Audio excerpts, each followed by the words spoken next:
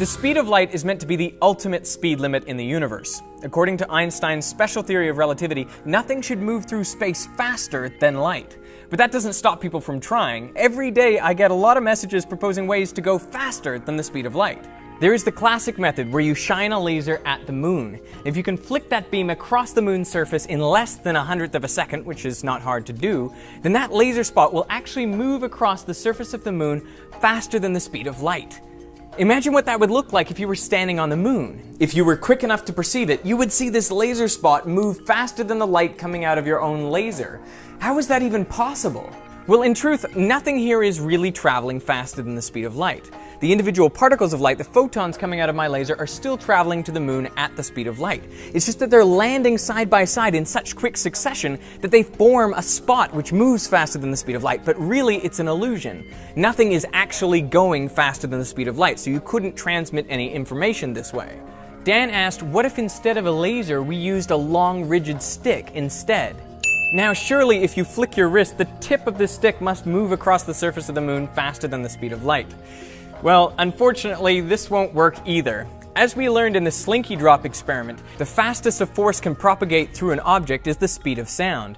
That's because each atom needs to bump into the one next to it to transmit that force.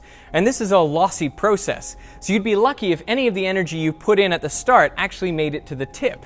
You'd be lucky if the tip moved at all. Now this is a really sophisticated idea. Girard writes, a very special space-age engine would need to be designed that is capable of doing 10,000 plus RPM in outer space with very high torque.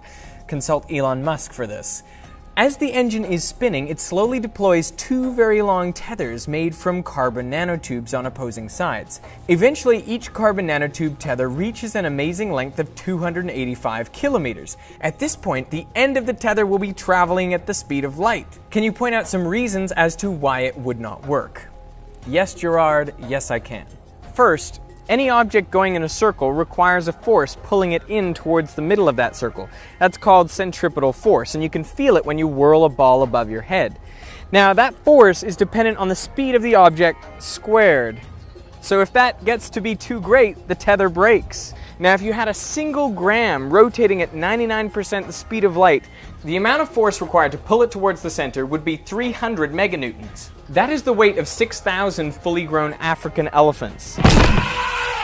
But you're right, carbon nanotubes are tremendously strong. If you had a fiber just 8 centimeters wide, you could support all of that force. But now the problem is, if you have less than a centimeter of that fiber, it adds another gram to the tip of your tether. And so now you need a thicker fiber in order to support that additional force. And that would happen all the way to the base. So the fiber would need to get thicker and thicker and thicker all the way back to the motor. And if you do the calculation, you find that basically 30 meters from the tip, the fiber already has to be as wide as the observable universe in order to support all of that force. It's nuts. But it gets worse. As an object moves faster, its inertia actually increases. That means it requires more force to accelerate it. In fact, that 1 gram mass going 99% the speed of light would require 7 times the amount of force we calculated before. And so the tether would have to be even thicker. But things get even more problematic if you think about speeding up the tip of the tether that extra 1% to the speed of light. I mean, since the inertia keeps getting greater and greater, it requires more and more force to accelerate it.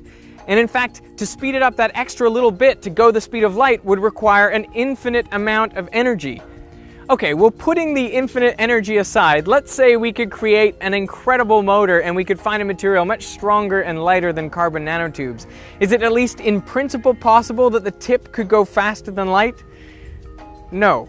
There is one final problem which is insurmountable, which is that a tether, like anything, is held together by the electromagnetic interaction. That is, the attractions between all the tiny little charges that make up the material. Now the problem is, electromagnetism is a force carried by photons. I mean, the way that something knows that another thing is there to attract it is by the exchange of photons, these force-carrying particles. And the problem is the photons themselves move at the speed of light. So even if you could create this incredible apparatus with ridiculously strong materials and spin it up with infinite energy, it still wouldn't go the speed of light.